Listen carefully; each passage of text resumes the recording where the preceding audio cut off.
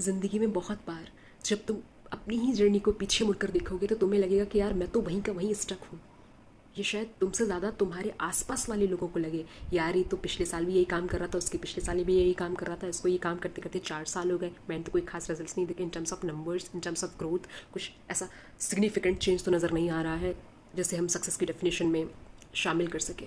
तो एक बात हमेशा समझना, सामने वाला क्या समझ रहा है that is a different thing, but तुम खुद को हमेशा ये तय कर पाओगे, हमेशा ये चेक कर पाओगे कि तुम पिछले साल क्या थे, उसके पिछले साल क्या थे और उसके पिछले साल क्या थे और तुम आज क्या हो।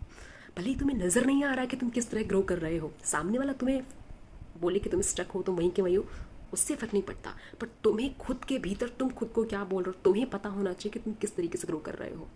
पिछले साल जो भी तुम काम कर रहे थे, भले ही तुम सेम काम कर रहे हो इस साल भी, पर कितनी खूबसूरती से कर रहे हो। क्या जिस तरीके से पिछले साल कर रहे थे क्या सेम उसी तरीके से कर रहे हो?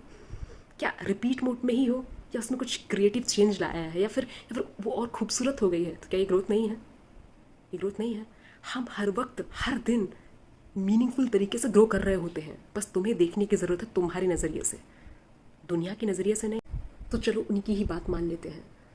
अगर सक्सेस के उन पैरामीटर्स पर ही खरा उतरना है तो उन पैमानों पर खरा उतरने के तो बहुत सारे तरीके हैं, है ना? जिस तरीके से लोग खरे उतर रहे हैं बहुत सारे तरीके हैं।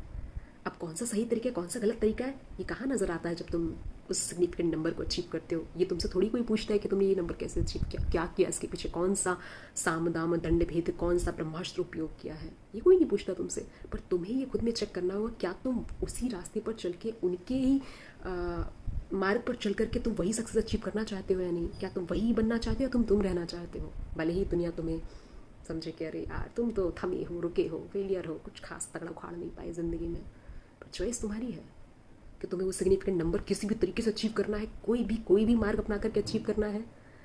नाच कर, कपड़े उतार कर, गलत काम करके, किसी को भी घूस दे के, पैसे अच्छे खासे डाल के, कुछ भी हज़ार तरीके हैं यार।